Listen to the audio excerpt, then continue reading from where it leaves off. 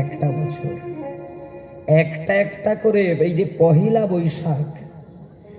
বৈশাখ যখন আমাদের কাছে আসে কত আনন্দ করে, কত সুন্দর করে নূতন করে যেন ওই দিনটাকে আমরা নিজেদেরকে সাজিয়ে নিজেদের নূতন সাজে সজ্জিত হই।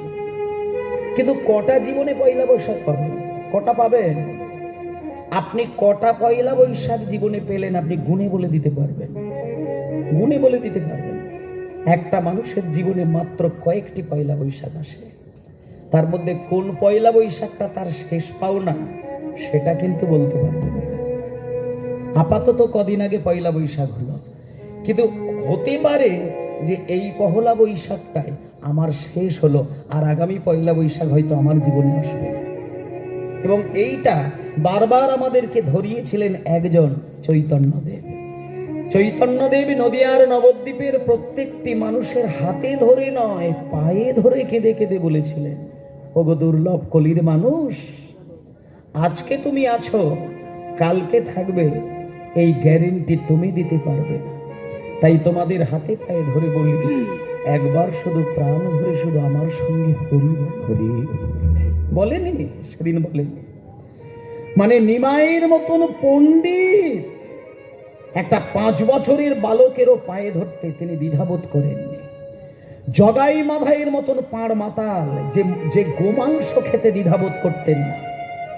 জগাই মাধাই শুধু মদ খেত তা নয়, গোমাংস রান্না করে খেতেন।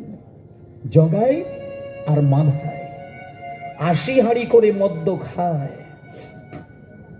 গোমাংস রান্না করে খায়।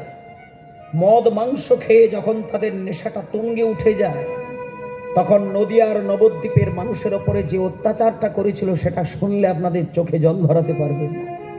আমি সেই জন্য বলি, কীর্তন গান মানে রঙ্গ তামাশার জন্য নয়। কীর্তন গান যদি মন প্রাণ দিয়ে শোনা যায়, তাহলে একটা অভদ্র মানুষ ভদ্রলোক হয়ে যাবে, একজন মূর্খ পণ্ডিত হয়ে যাবে, একজন দরিদ্র ধনী হয়ে যাবে।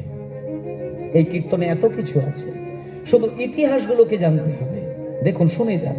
জগাই মাদাই মদ খেত, এটা আমরা 5 বছরের ছেলেও কিন্তু জানেন, কিন্তু জগাই মাদাইয়ের মদ খাওয়ার বিবরণটা শুনে নিন। প্রত্যেক দিন 2 ভাই সকাল থেকে সন্ধ্যা পর্যন্ত মদের কলসিতেই তারা ডুবে থাকতেন। 80 হাঁড়ি করে মদ খায় আর গোমাংস খায়। এটা যারা গৌরকে ভালোবাসেন তারা একটু কষ্ট পায়। সনাতন ধর্মের কিছু কিছু প্রচন্ড মানুষ আছেন যারা ছিল বলে আজকে আমরা কিন্তু গৌরাঙ্গকে চিনতে পেরেছি। শোনেন, গিরিশ ঘোষ ছিল বলে রামকৃষ্ণদেবের কৃপাটা ধরতে পারলাম।